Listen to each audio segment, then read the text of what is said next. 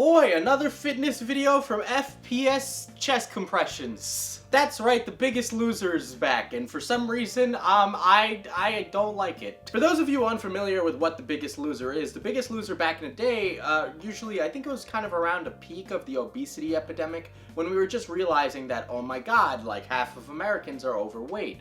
Basically it was a show designed in order to encourage people to work out, or that's what I would say if I was a producer. Essentially what the show was, it was a reality TV show where contestants would basically fight for who was going to lose the most weight over a period of time. Really what happened in this show is that these people would lose weight in this very isolated environment. They do harsh things, basically going to the absolute extreme to lose weight. Now if you guys know me, doing extremes like that is probably not the best thing for you. Also, they would do weigh-ins on a giant scale at the end of every episode, basically. And they do it with, like, people having their shirts off or in a sports bra. And honestly, it's just super degrading. When you look back on the show, I really understand where people that are part of, like, the health at every size movement are coming from with the degrading of people who are overweight. I totally get that in this case, and I 100% agree in that respect. Now, that being said, being morbidly obese is actually a really serious thing.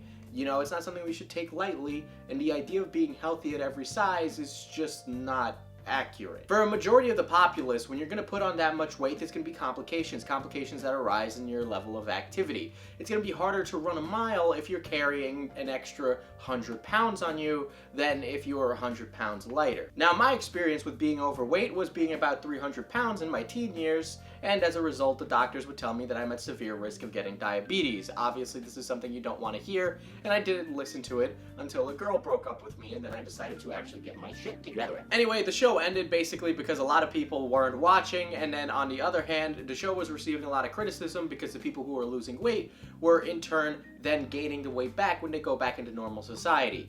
Now, I know we can talk about why that happened. I've talked about why you'd gain weight back. When you do something that extreme, you're gonna lose a lot of weight very fast, but now you have to keep up that energy deficit with the amount that you're eating, and it's just not a good time.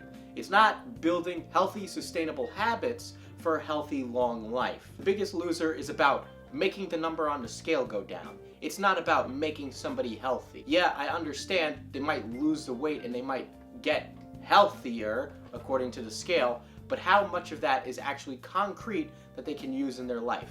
How much of it is actually going to be consistent and protect them and actually have them be good at what they do in the future? And now the show is back, and in turn the show is back basically trying to be better at what it tried to do in the past by giving more nutritional advice and basically trying to be better than before. And it's the same exact fucking thing it was about 10 years ago. Yeah, who knew that reality television is both bad at its job and also doesn't improve with time? I honestly, on one hand, I'm also not surprised that the show is pretty much the same thing it was. But on the other hand, I'm also really disappointed because now we're gonna have a new generation of people that aren't getting appropriate fitness advice because they're getting it from The Biggest Loser. People who are overweight are going to be watching The Biggest Loser going, wow, that's not for me. I'm not gonna do that. And honestly, that's a damn shame.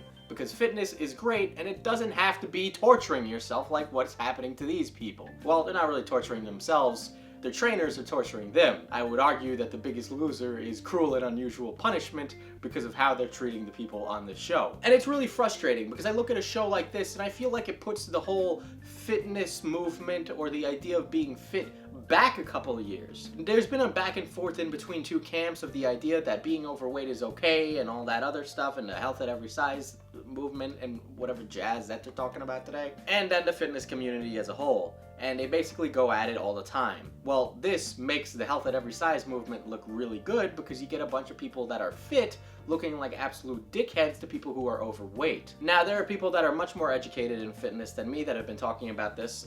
Link to Every Damn Day Fitness somewhere because he did a video on it and he swears a lot, more than me. But the point being is that these training techniques and what they're doing aren't very good for obese people at all. Now, you don't even need to be a trainer to realize how bad a lot of this stuff is. I saw the clip of the overweight woman box jumping on, I think she was on Steve Cook's team. Yeah, Steve Cook is a trainer, you know, Gymshark guy? Yeah. But basically they were doing box jumps and she is overweight with knee injuries. one of the things a good trainer would do is find out what injuries there are, so that way they can make sure that the exercises are appropriate for that person. If you have knee injuries and you are about 400 pounds, in what fucking world are you going to do box jumps? The only reason that Steve Cook is introducing things like plyometrics and these different kind of like CrossFit-y body weight exercises into the mix is because that's what he's trained in. That's what he's very well versed in. But Steve Cook is more accustomed to doing stuff with athletes, not with people who need to lose weight. There's different types of trainers out there that do different things. In fact, you actually, when you go to be a trainer, there's different specialties that you can basically fall into. Of course, everyone goes through the basic trainings to know how to train a person, but then there are different specialties depending on where you go and get your certification. Some people end up working with athletes because they get certifications to work with athletes, and they're more accustomed to strength and conditioning related to athletic performance. Some people are more focused on nutrition and weight loss, which is generally what most people want. I could definitely say that Steve Cook is definitely, did I just call him Steve Cook? He's definitely not the guy to be training people who are overweight, especially with things that are crazy like plyometrics. Like, I can't get it out of my head that he made an overweight woman box jump. It's important for these people to develop long-term, easy-to-follow habits because those will snowball into lifelong healthy choices. For example, instead of trying to run a mile in 10 minutes, maybe just start with walking a mile at your own pace. Start with something small you know you can complete, and then work yourself up. The trick is to develop more energy expenditure over a long period of time so that way you can lose the weight. It's the idea of changing your nutritional habits so that way you're eating healthier on a daily basis while not torturing yourself with having to eat a salad with no dressing, which is something I did. And oh my god, you're just eating water. What was another thing I did? I got a George Foreman grill and I'd basically eat grilled chicken for every single meal. Which, by the way, George Foreman's not a sponsor. Great, amazing. You know, I love it. I could have grilled chicken all the time. But boy, oh boy, does it just get really boring. Turns out, when you give yourself no leeway, that's a recipe for disaster. You can't sustain that. I learned that you can't sustain that. It took me a while to learn that, and falling off the bike a couple of times to realize that that's a problem, and I need to find a more sustainable way to maintain my health and my sanity. Like what? You think these people are gonna leave The Biggest Loser and now they're gonna be what, athletes? Like, look, if Steve Cook is trying to train the next Tough Mudder International, go right ahead, but I don't think The Biggest Loser is the show for that.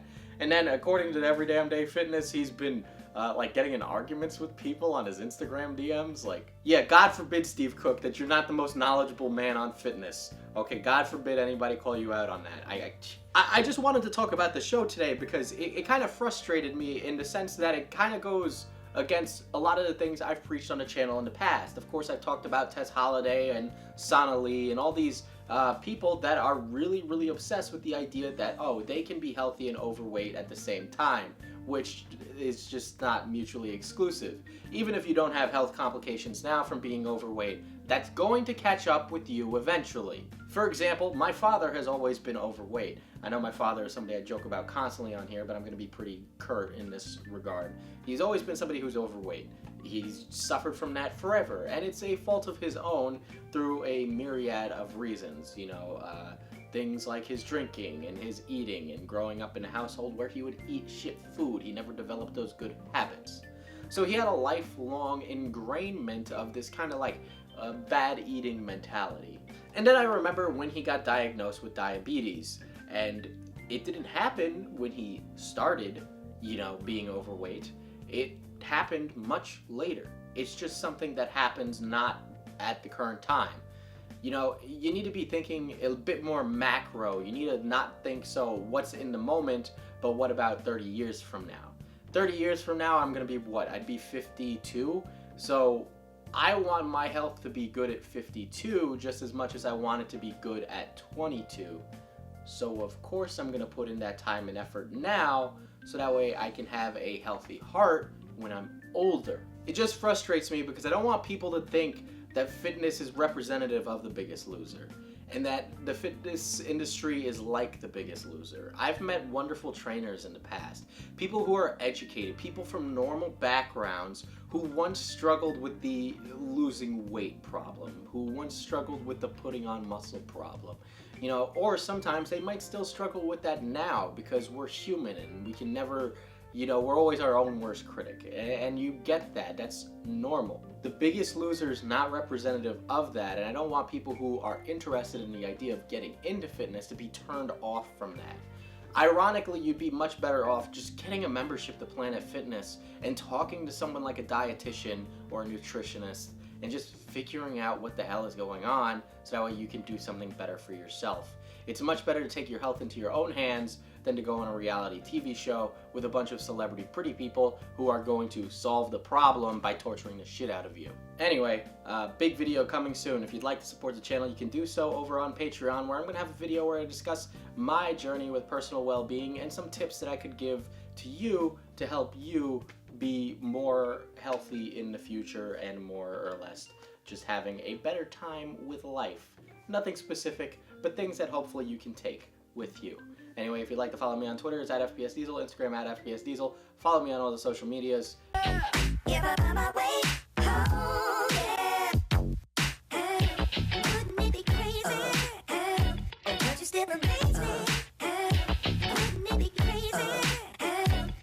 Still amaze me.